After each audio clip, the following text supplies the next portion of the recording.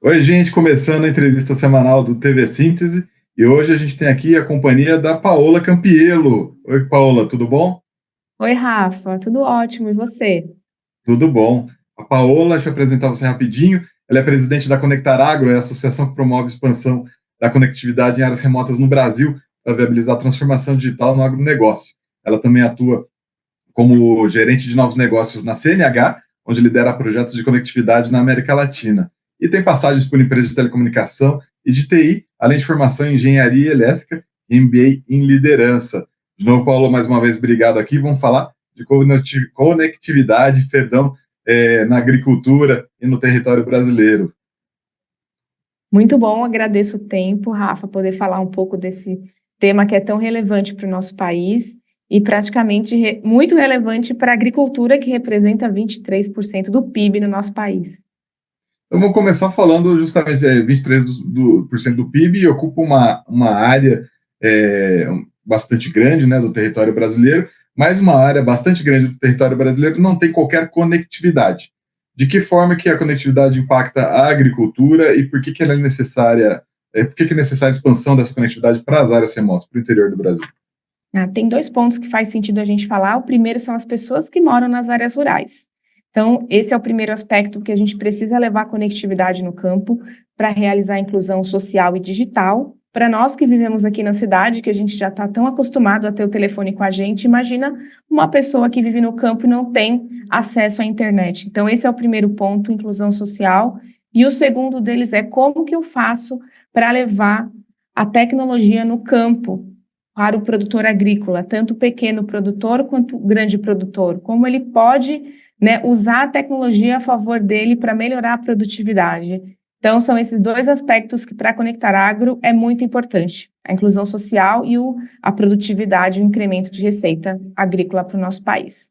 E vocês têm algum estudo, alguma pesquisa concreta que mostre os efeitos, os impactos de se levar conectividade para a área rural? Quanto que isso aumenta a produtividade, por exemplo, alguma coisa nesse sentido?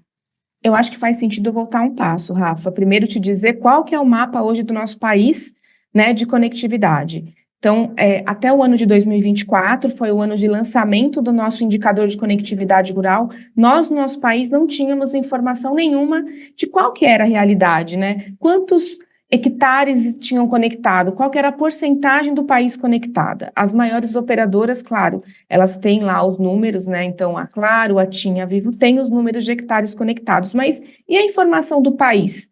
A foto real do nosso país, a gente não tinha até então. Então, a Conectar Agro, junto com a Universidade Federal de Viçosa, nós fizemos um estudo bem importante para trazer esse mapa e trazer para a sociedade. Então, o ano passado, nós lançamos o indicador de conectividade rural, que nós apelidamos de ICR. Então, nós tínhamos a informação que somente 19% das áreas rurais eram conectadas. Então, esse trouxe uma foto real do nosso país, um dado muito alarmante, né? Poxa, nós somos, né, o maior exportador de várias culturas no país e temos somente 19% do campo conectado. Então, a Anatel começou a avaliar o nosso indicador e esse ano de 2025 eles incluíram as áreas rurais dentro do indicador do Índice Brasileiro de Conectividade. E aí, todo ano o indicador é atualizado, o nosso indicador, e nós, em abril, agora na AgriShow, que é a maior feira de agronegócio do nosso país, a gente conseguiu atualizar o indicador. Então, de 19% hoje, 34% das áreas rurais têm conectividade. Então, nessa janela de um ano, nós vimos um incremento de quase 15% de cobertura de rede no país. Ficamos muito felizes e nós sabemos que dois pontos bem importantes para isso acontecer foram a inclusão de conectividade pública nas rodovias e também os grandes produtores rurais realizaram a contratação dessas coberturas de rede e aí nós tivemos esse mapa de incremento de cobertura no país. Ou seja, hoje a gente sabe que o campo tem 34% de conectividade. E aí se a gente compara com Estados Unidos, por exemplo, que tem 70% do campo conectado, nós estamos muito aquém do que deveria, né, estar para pensar em incremento de tecnologia, aumento de produtividade no país. Então, esse é o primeiro aspecto que eu volto um passo atrás. E quando você me perguntou, né, como que se a gente tem dados e fatos reais que mostram a necessidade de ter conectividade para novas tecnologias. Dois dos nossos associados aqui na Conectar Agro, a Case e a TIM. A Case, principalmente, tem um projeto muito legal na Fazenda Conectada, fica em Água Boa, no Mato Grosso. Então, o que a gente fez? Uma propriedade real, nós implementamos uma torre de 4G pública e a Case contratou 2 consultorias, uma agronômica e uma financeira. Então, depois de uma safra conectada, nós conseguimos ver que a fazenda é 18% mais produtiva, que teve redução de 25% de combustível e que também a propriedade é mais sustentável. Ou seja, faz total sentido a gente colocar conectividade, porque a gente enxerga que os ganhos são reais, né, para fazer o monitoramento do veículo em tempo real, para poder fazer o ajuste e calibração de máquina, para poder fazer passada no campo. Ao invés de fazer 2 passadas de plantio, por exemplo, a máquina faz só uma passada. Então, são ganhos que a gente consegue ver e na fazenda conectada isso acontece de verdade. Agora, essa fazenda produz o quê? É de a soja? Fazenda ela produz soja. Água Boa Isso. Fica no Vale do Araguaia, no centro do nosso país, e é um dos maiores produtores de soja, né? Uma das maiores regiões de soja do país. E isso vale para outras culturas também, ou a soja se beneficia mais desse por usar justamente os veículos conectados por longas áreas ou coisas desse tipo? Não, qualquer cultura se beneficia realmente de ter conectividade. Inclusive, tem um projeto da AMPA, que é da Associação Mato Grossense de Produtores de Algodão. Eles fizeram um projeto para implementar conectividade nos produtores de algodão. Então, realmente, com tecnologia, independente da cultura, a gente sabe dos ganhos. É que, para esse caso específico, a gente usou um produtor com a maior cultura do país, que é a soja.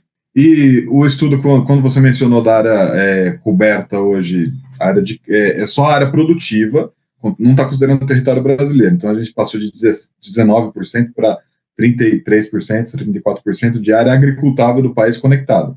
Não é do território, é da área agricultável. Área agrícola, porque a gente não tinha essa informação da foto da área agrícola, porque as operadoras elas focam nas áreas urbanas, até por conta das contrapartidas, né, ou todas as informações que eles precisam, né, reportar para a Anatel. Então, nós focamos nosso estudo em área rural.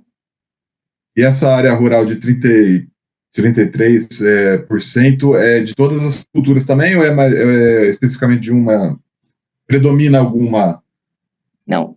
Qual é a cultura mais conectada? É isso que eu quero entender. Os 33%, todo mundo é soja, tem cana, tem agropecuária, o que a gente está vendo aí? Então, pensa que é do nosso país, e aí a gente tem que olhar uma outra foto.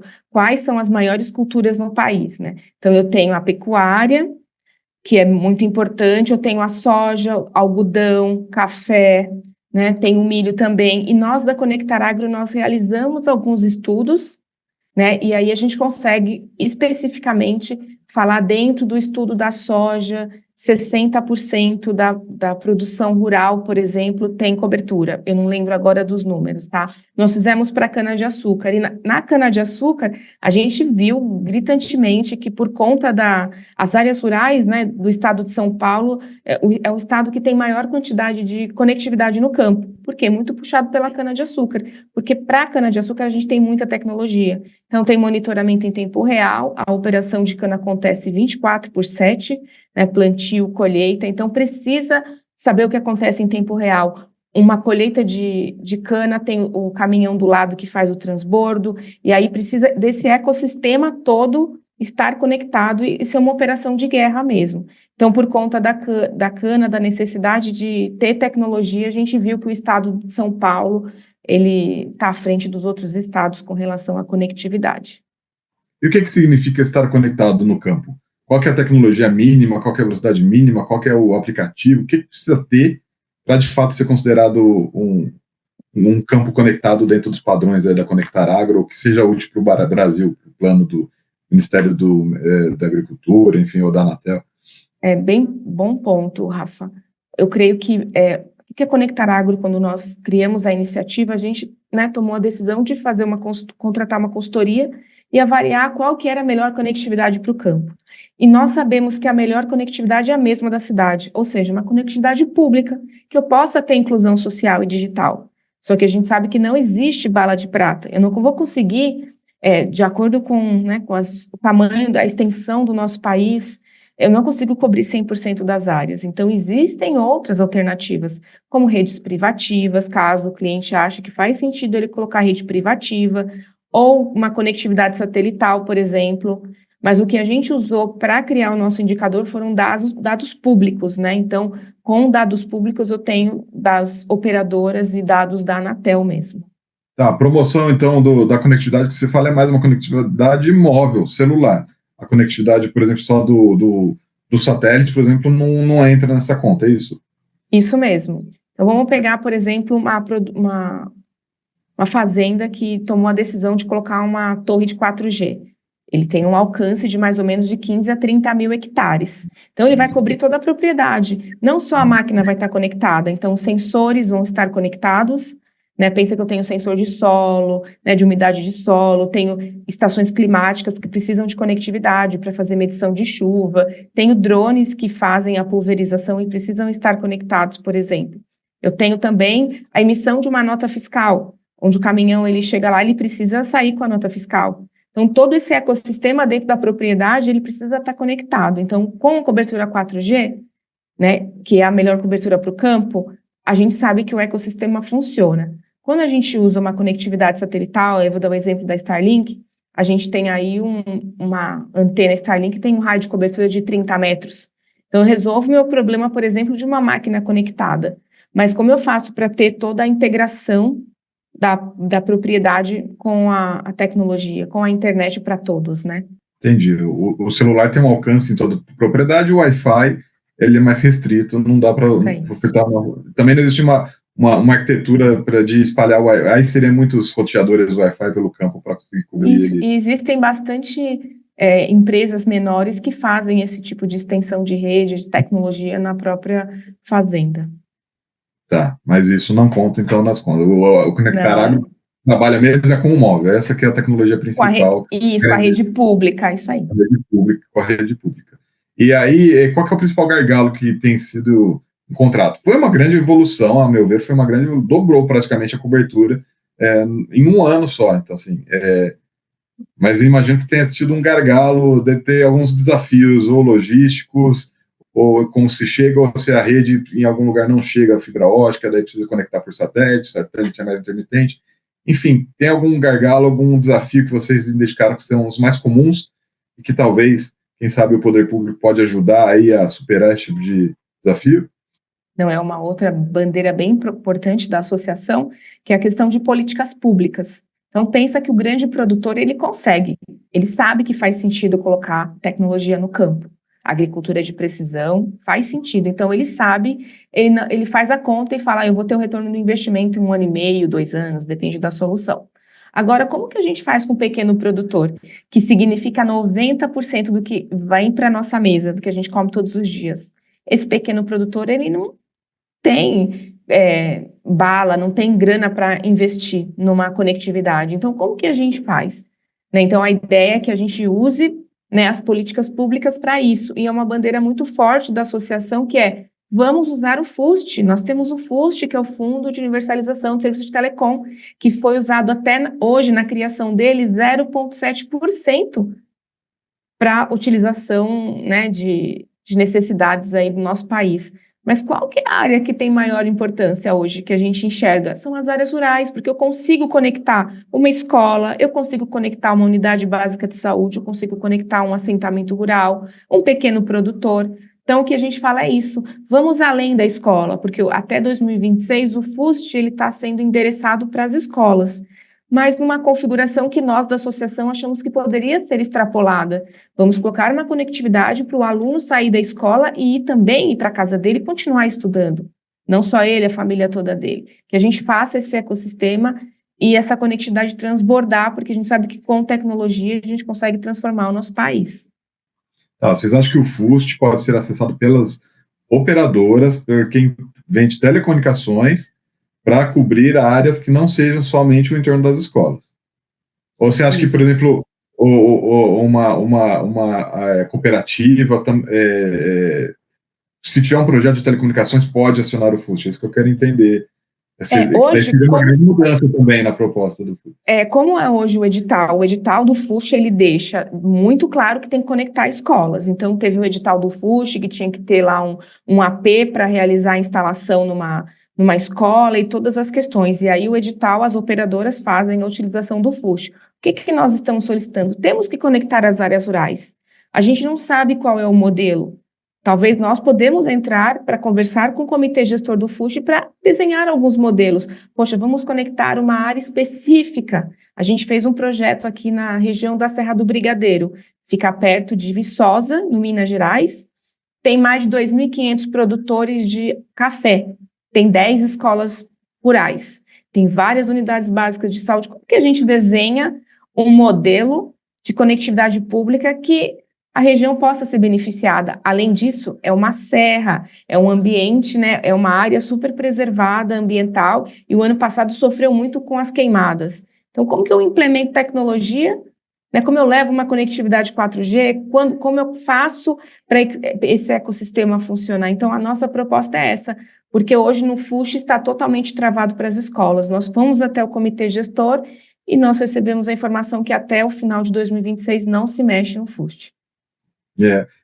Mas então, daí reforçando só a minha pergunta, vocês acham que, por exemplo, esses produtores rurais, eles podem se unir para contratar uma consultoria, um integrador para fazer uma rede privativa, e aí eles poderiam acionar o FUST de alguma forma, daí exigiria uma reformulação aí da legislação do FUST, ou vocês acham que não, isso é sempre pensando que vai ter que ter um operador junto, e o operador é que tem acesso a esse dinheiro para conseguir viabilizar um projeto desse que vem da demanda do produtor rural? Eu acho que pode ter a opção que for necessária, pode ser tanto pública quanto privada. Se uma cooperativa tomar a decisão de unir a cooperativa toda e realmente ter condição de fazer a implementação para ter conectividade para todos, por que não? Né? Não existe uma bala de prata. Essa é a minha visão, que a gente possa conectar, que eu possa ter tecnologia, e vai ter conectividade pública, vai ter privada, enfim. Vamos, pelo menos, transformar o nosso país, né, e que tenha inclusão social. Se eu conseguir realizar a inclusão social de todas as pessoas que vivem na região onde a cooperativa está, para mim é o que faz sentido.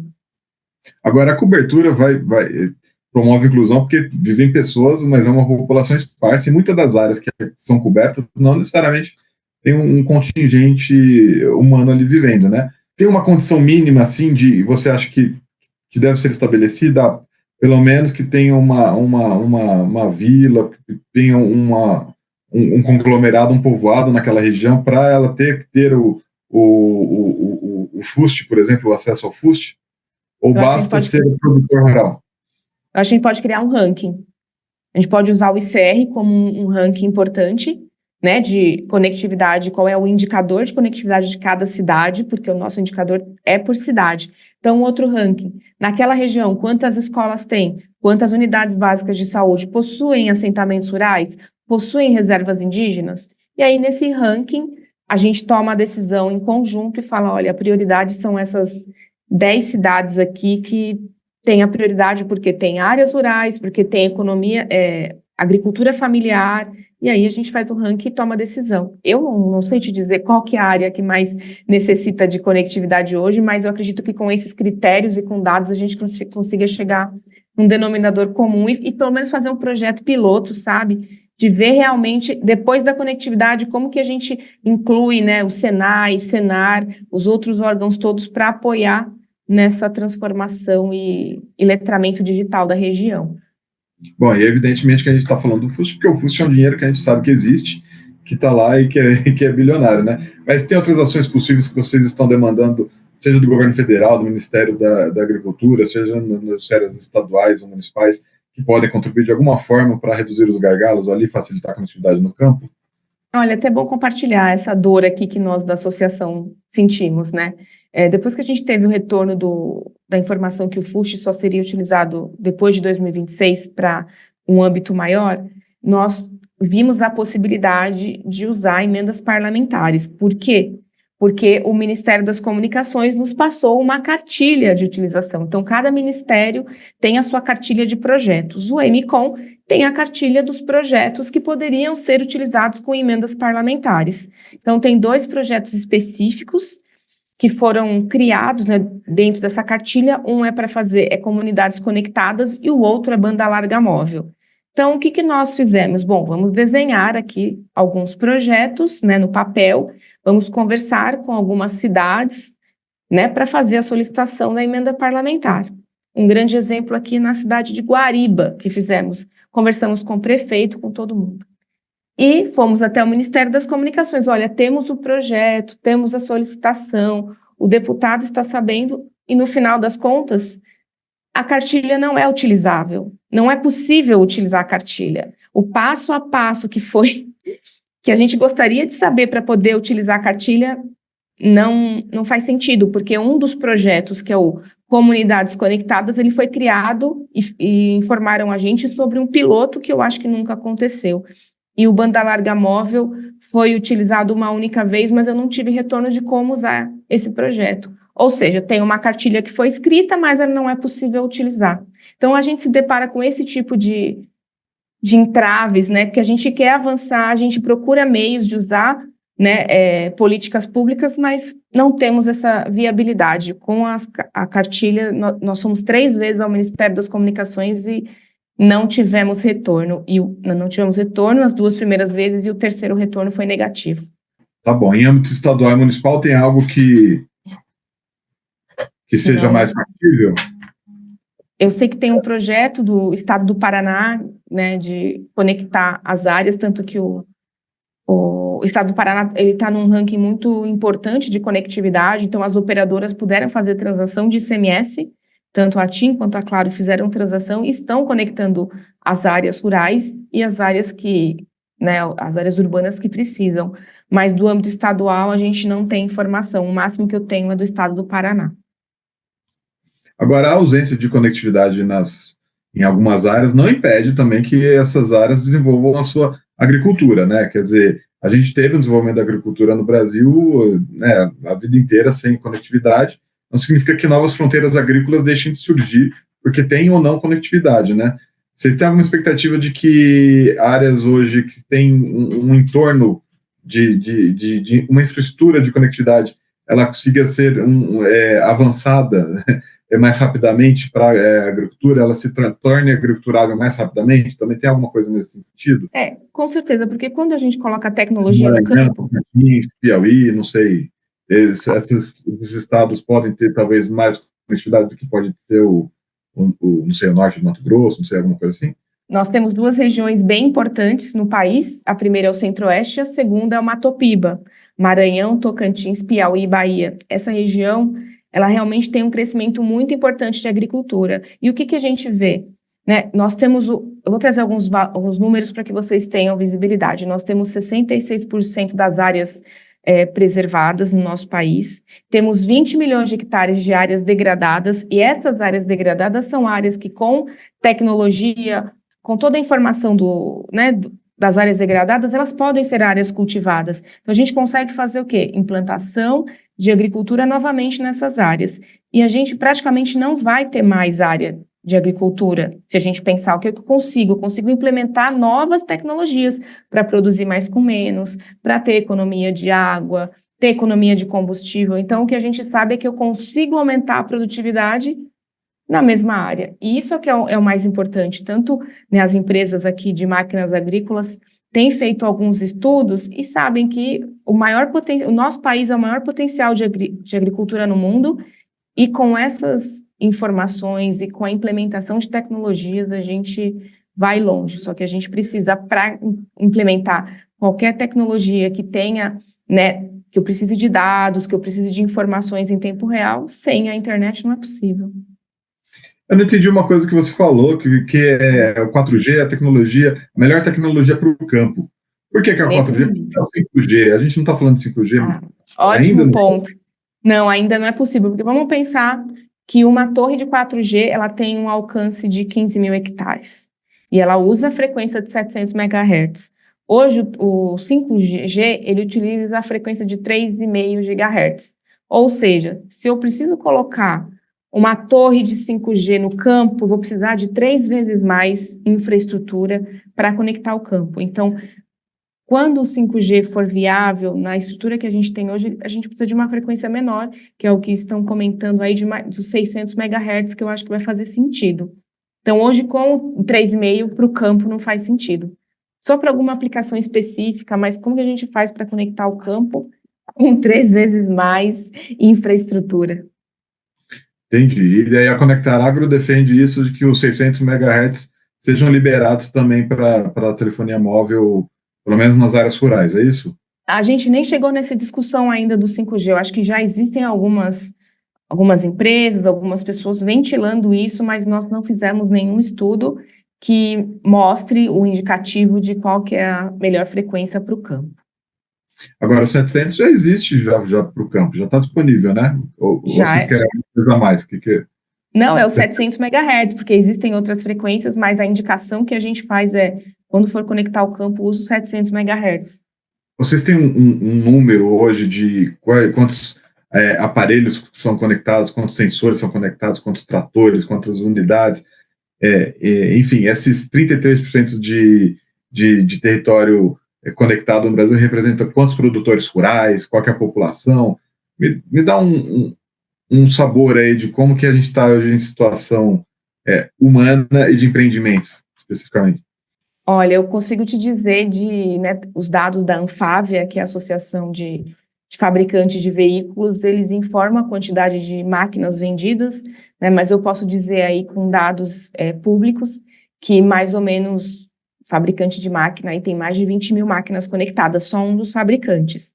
Então, pensa que eu tenho, né, outros fabricantes de máquina, pensa em sensoriamento. Eu não consigo te dizer quantos dispositivos conectados, eu acho que seria maravilhoso a gente saber isso. Eu acho que é mais fácil a gente, talvez, ir pelo caminho da própria Anatel, que tem as informações de tudo que está conectado, né? Mas só para a gente ter um cheiro, só de máquina conectada, hoje as concessionárias todas praticamente, né? Eu vejo aqui pelas empresas da Case e da New Holland, nós temos praticamente todos os nossos concessionários já possuem o centro de inteligência, né, o Control Room, Connect Room, em cada concessionária a gente consegue ter o monitoramento das máquinas, então que é o core da nossa empresa.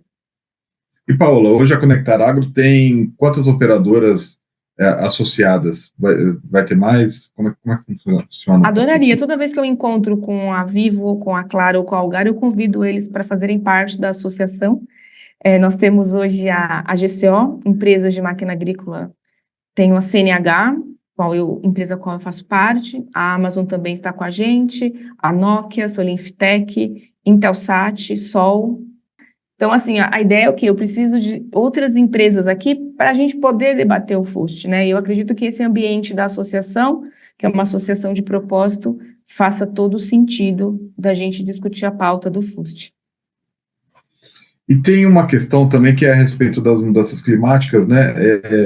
E aí muito se fala de como a tecnologia pode contribuir para se lidar com as mudanças climáticas. Evidentemente, a agricultura é totalmente vulnerável a qualquer intempérie, a qualquer coisa que saia, digamos, do script. Eu não sei, vocês têm feito também algum trabalho no sentido de como a adoção da tecnologia tem ajudado o produtor rural a evitar essas catástrofes? Vocês têm colaborado com o governo, com outras associações ou com alguém para mostrar como é importante o uso disso e como o uso da tecnologia pode ser importante para isso, para evitar o grande impacto aí sobre as safras brasileiras? O primeiro ponto que a gente traz, né, é a fazenda conectada, que a gente consegue dizer que ela é mais sustentável, então só eu, né, passar com um veículo agrícola, né, economizar o combustível, economizar, ter essa questão da redução de carbono já é importante. O segundo ponto que eu queria trazer é o estudo que a gente fez junto com a Universidade Federal de Viçosa sobre a região da Serra do Brigadeiro. O que nós chegamos à conclusão? Que aquela área de preservação ambiental, se a gente tem sensoriamento, se a gente tem sensor de fumaça, tecnologia, a gente consegue saber em tempo real onde é o foco do incêndio. E a gente consegue, as empresas, o poder público consegue ir rapidinho lá, através de drone, por exemplo, fazer uma eliminação do foco de incêndio.